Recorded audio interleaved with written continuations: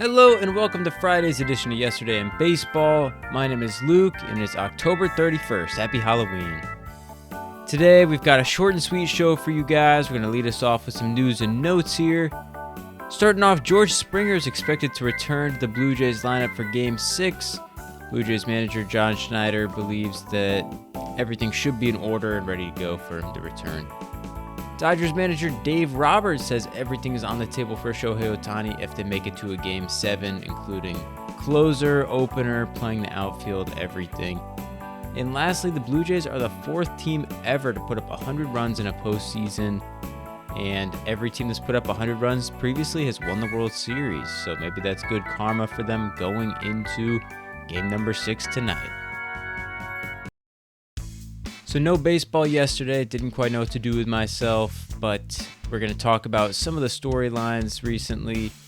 And leading off, I saw something this morning from Blake Snell. You know, he had one of the greatest starts to a postseason that one can have, and he's really hit a rough patch in this World Series. In 11.2 innings pitched across 2 starts, Snell has a 7.71 ERA in the Fall Classic as he's given up 5 earned runs in each of his 2 outings. And in that crucial Game 5 Wednesday evening, Snell went 6.2, giving up 5 earned on 6 hits, including back-to-back homers to lead off the game. Following the game, he stated that, they didn't really get to me, and luck plays in baseball. And he also said, I'm not one to make excuses. Now, for me, it just seems shocking from someone who gave up 2 homers to start off the game, and in that interview, he was complaining about, Schneider's home run, the exit velocity was only 97, so that shouldn't have been a homer. That's bad luck. And, as luck would have it, the ball went over the wall. Now, I'll give him a break. I mean, the Dalton Varsho triple that resulted in a sac fly that rolled past Teoscar Hernandez, that wasn't really his fault. I mean, he still gave up a hit there, but probably shouldn't have been a triple. Still, he was complaining about the exit velocity on that hit. But that's my whole point, is that kind of baseball, yes, it's weird, and it can be a luck-based game at times, but that's just kind of how the game works. You can't complain about the game being the game. Luck is going to play a role. I mean, I remember when he won Cy Young, I believe, in 2022, I think he was one of the luckiest pitchers in baseball if you looked at BABIP and stuff.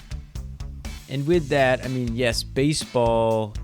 Overall, I love looking at the advanced metrics. It's a sport that I love partially because you have kind of all these numbers that you can dive into and look at. And I'm certainly guilty of, looking at exit velocities as the ball is hit and all that. But, none of that stuff matters, especially in the World Series when, all that matters is the results. Like expected metrics and all that, they're kind of fun to give you a sense of over the course of a long season, or maybe find out, if a team has a bad defense or this or that. But again, the only thing that matters in the World Series is the results. If your defense is bad, then try to put less balls in play as a pitcher. It's not, you can't blame them for everything. And I wish he stopped there, but he didn't. He went through and he gave Vlad Guerrero Jr., giving him credit, saying he's a good hitter, but, the rest of the lineup, they bombarded me and they got lucky with that. So, I don't know. It's kind of a rough look, from someone who has put up almost an 8 ERA in 2 starts. That's usually not luck. Maybe he didn't get hit the hardest, but either way, I mean, that's just how the cookie crumbles sometimes. So I'm no professional pitcher, professional baseball player, anything, but I don't know. Those comments just kind of jumped out to me, and it's like, dude, I mean, in the World Series here, you don't need to be throwing your teammates under the bus. You don't need to be saying that, I bailed out from this because the exit velocity on his homer was only 97, so I didn't really get rocked. Like, your team lost the game, man. Let's just focus on that and, hope to have a better outing next time out.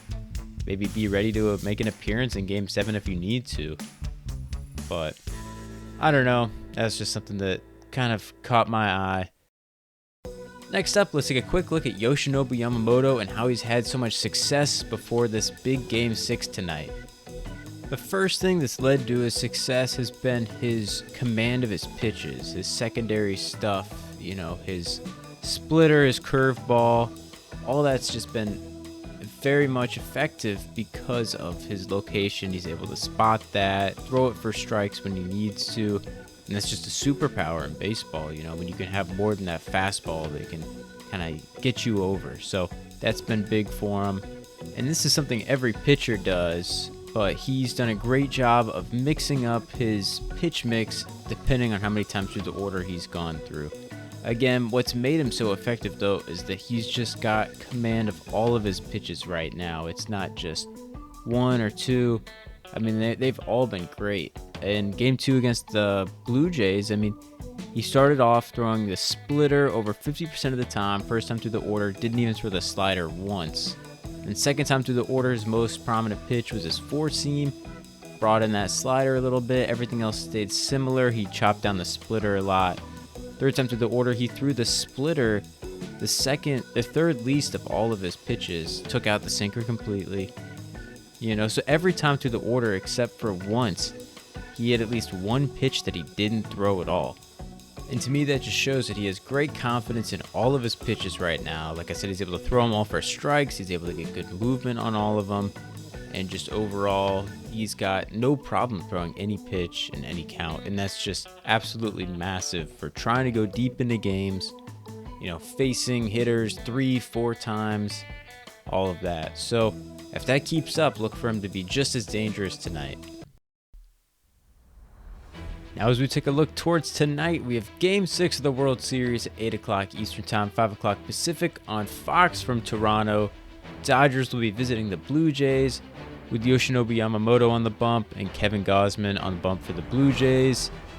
Blue Jays can clinch tonight with a win as they're up 3-2 over the Dodgers. But again, Yoshinobu Yamamoto, he has been locked in. That's not going to be any easy task. He's got a 1.57 ERA so far this postseason. And it's coming in after back-to-back complete games, and we just talked about how effective he's been. He's been able to throw all of his pitches and really execute. That's going to make him tough to beat.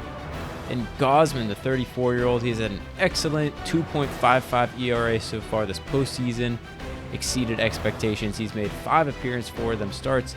And last time out against the Dodgers, he went 6.2 and gave up 3 runs. Should be an interesting matchup. Must-win game for the Dodgers.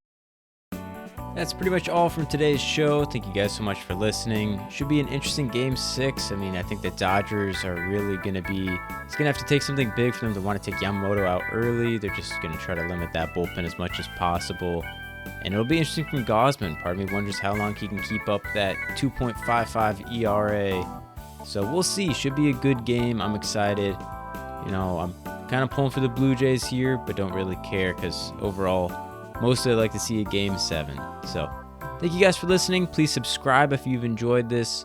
And follow along on Spotify. And hope to see you guys again tomorrow. We'll see if we're recapping a World Series win or an amazing victory to force a Game 7.